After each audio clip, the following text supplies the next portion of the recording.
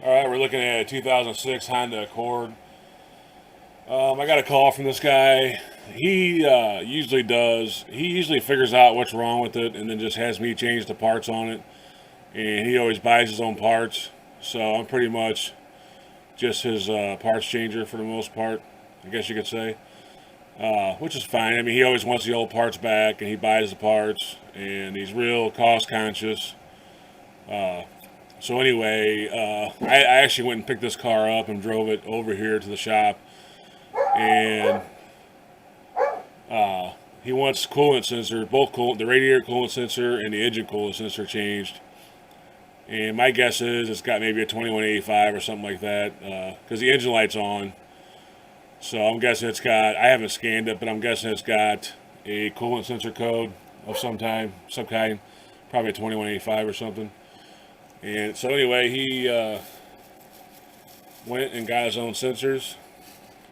So we're just going to, and he bought some antifreeze. So we're just going to go ahead and do what he wishes and change his parts out and give him the old parts back and get it on the road. It's a pretty simple, not too hard to change these, but we'll go through the process anyway, and I'll show you in case you get one of these codes or you want to change your own sensor. So anyway, this is a 06 Honda Accord with the 2.4 VTEC engine in it, and it's pretty similar in almost all these years with this particular engine in it. So anyway, we'll go over it. All right, so one good thing, it looks like he did get genuine Honda sensors. It's always a good idea if you buy any sensor for a car to try to get them from the factory. I've had a lot of bad luck with aftermarket sensors and that type of thing. So if possible, I know they're a little more expensive, but the headaches you save in the long run is worth it. So this is looks like a genuine Honda part, so that's good. So this fat one here, this is the one that goes to your radiator. It's called a radiator coolant sensor. And then you have the smaller, thinner one. And this is the one, that's your actual engine coolant sensor. And this has a two wires going to the pigtail. It's a black pigtail. It's inside. It's on the side of the cylinder head. It's kind of hard. You can't see it from the top of the engine, but I'll get in there and show you where it's at and how to take it out.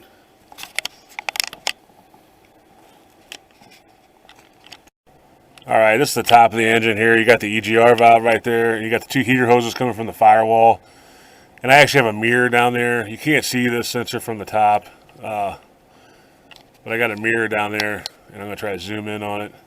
It's right there. You can see the mirror. Inside the mirror right there is a sensor. It's got a black pigtail on it, and that goes right into the side of the engine block. So you cannot see it from the top, but if you got a mirror down in there, you can see it. That's what you're going to go for. That's the engine coolant sensor on these 2.4 Hondas. All right, so you're going to reach under there and get your hand under there. It's kind of hard to get to, but you can do it. And you just press in on this black tab and pull the wiring harness loose. So you got to kind of get your arm out from around there, under there, and feel for this, and you'll feel the tab. And it's this black connector here, and you just press down on that and pull. This will come out, and now you can go for the sensor itself. All right, one thing to keep in mind before you take that sensor off, if the car is hot or if it's been running, then the coolant's going to be hot and there'll be pressure on that coolant or on that sensor a little bit. So be mindful of that. You might burn yourself if the car is warm. This car actually is warm, so it kind of sucks. I'm going to just deal with it a little bit. But on the radiator sensor, that's below the radiator or on the bottom of the radiator. So you're going to have to drain your fluid for the radiator sensor. On a coolant sensor like this, I normally don't drain the whole system. I just put a pan under it and try to save as much of the coolant as possible. Especially, he told me he just flushed this out about 3 or 4 months ago. So the coolant's good in this, and I'm going to try to preserve as much as possible. So anyway, just something to keep in mind before you pull that sensor out if you haven't done it before. The coolant will be hot if it's been running recently, and if you're just doing the engine coolant temperature, I wouldn't drain the whole radiator out unless you just really want to or want to change the fluid. If you're doing both of them, you're going to lose most of your fluid with the radiator sensor. So just something to keep in mind. So anyway, we got I think it's a 17 millimeter deep well, and we'll go ahead and unscrew that sensor from the head. You should be able to get to it from the top. You just kind of got to put your socket and extension through this mess here, but it should reach it and get to it from the top. All right, so there's really no way to show me getting that out there and film at the same time, but just get yourself an extension and a 17 mil deep well, and you'll just kind of put it in right here, right on top of the heater hoses there. Just follow it along, you'll see it. And this is what it looks like. Now when you put it back in, there's no reason to put thread, seal, or anything on it. It has a O-ring to seal it. So this is, anyway, what it looks like. So we'll go ahead and thread the new one in and get that tight. And then we'll go for that radiator coolant sensor. But this is the engine coolant sensor. It goes on the head, obviously. Alright, when you're putting it back in, you can reach around behind the engine here. So just go in between, put your arm between the firewall and the valve cover here. And you can see the hole. And it's easier just to start it by hand. But if I can get my big hands in there, you can too. So just just kind of go in through here. And you'll see the hole if you got a light down in there. And just thread it in by hand as far as you can. That way you don't worry about cross-threading it if you can't get it straight. Because the socket won't go on there perfectly straight with the heater hoses in the way. So if you can, start it by hand and get it down as far as you can before you do the final torque with your socket and ratchet. Alright, once it's back in and torqued, obviously you reach around and plug it back in, and that should be it for your engine temperature sensor. I actually didn't lose too much coolant on it, so that was good. Now the next one we're going to get is the radiator temperature sensor, which on these Hondas is down at the very bottom of the radiator. You'll lose quite a bit of coolant on that, so make sure there's no pressure on your system. It's nice and cool before you even bother attempting to take that one out. So I'm going to go ahead and like I said, I just drove this about 20 minutes, so I might let it cool down a little bit, take the pressure off of it, open this cap slowly, let the pressure out, and then we'll go underneath and I'll show you how to take that out. Alright, we're under the car here. Once you get it jacked up, you got this stupid plastic pan that Honda loves to put on all their cars. I mean, everybody does it now, but I miss the old days where you just go into the car and start working on it. Anyway, you'll look right here at the driver's side. On the driver's side of the radiator, you'll see this right here in the radiator. Well, I'm trying to let you see it.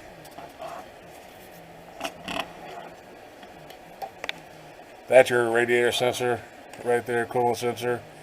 So just grab a hold of the end of it, unplug it, and then get your I think it's 24 millimeter socket out, and we'll go ahead and remove it real quick.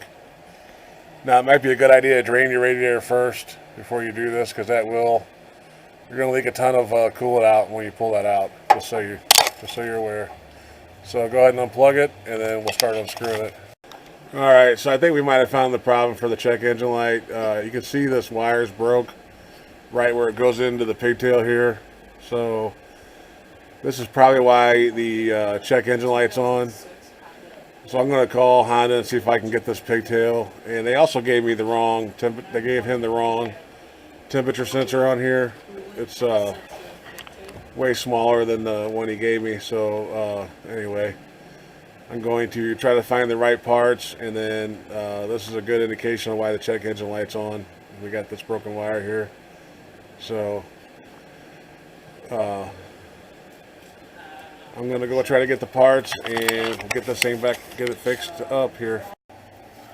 Alright, surprise, surprise, we got problems with auto parts stores. So here's the one he got from Honda. It's a real big fat one. And this one I think is for the older ones. This is the one he needs. This is an 06, which I don't know if he got the right year or what, but this is what he actually needs. It looks just like the engine coolant sensor, only it's black instead of white. So they're the same size. So they're basically the same sensor, just one's black and one's white. So this is the one that's in the car now. This is the one that needs to go in there. So we'll have to take this one back to Honda. Of course, Honda didn't have the right one. They were saying 3 days to get it, so we just went to Napa and got it. And then the harness, Honda did not have. They said I'd have to replace the entire engine harness just for this connector. So that's not going to happen. That was going to be $300 or $400 for the harness. I'm not going to change the entire engine harness just to for one connector. So I went to the junkyard real quick, grabbed this. So we're just gonna solder in this new pigtail, cut the old one off, and go from there. So I'm gonna do that real quick, and then we'll go back to changing this sensor back out. Alright, so once you unscrew it down below, 17 millimeter deep well, go ahead and screw the new one in. It's pretty self-explanatory. And then put your trim back up underneath. I'm going to go ahead and scan the codes just to see what this car has. I think on this one, in the end though, it probably would have been better for me to diagnose it than to just go buy the parts on Honda like he did. But anyway, I'm going to go look and scan just for the video, scan the codes and see what it is. And my guess is going to be a 2143 or one of those sensor codes, more than likely. But let's go scan it and we'll find out. Alright, so I'm back in the car. I just got my little OTC hand scanner here. There's no reason to break out the Autel on this. He's not actually paying me to diagnose this anyway. I'm just kind of doing this for the video and for my own personal knowledge. And I kept saying 2138 earlier. It's actually 2183. I misspoke. So it has a 2183. I don't know if you can pick it up. If it's picking up. But engine coolant temperature sensor, circuit range, performance. That's a pending code. Then we got 2185 engine coolant temperature sensor 2, circuit high. And 2185 is confirmed. So yeah, that's pretty much. My guess is, not my guess, but with that wire being broke down there, that's why it's pulling this off. So this car probably didn't need sensors. That's the only bad thing about kind of guessing or buying parts before you know for sure. Like I said, I've never actually diagnosed a car for this guy. He always just buys the parts and then drops the car off at the parts. So I probably could have saved him some money and some time with this if he would have had me look at it first. But you know, it is what it is. I'll probably go ahead and clear the codes out. I got to drive it back to him. He lives about 20 minutes away. So I'll probably go ahead and clear the code out for him and see if it comes back on, which I'm pretty sure it won't. Like I said, we changed both sensors and we found a wiring problem. We fixed that.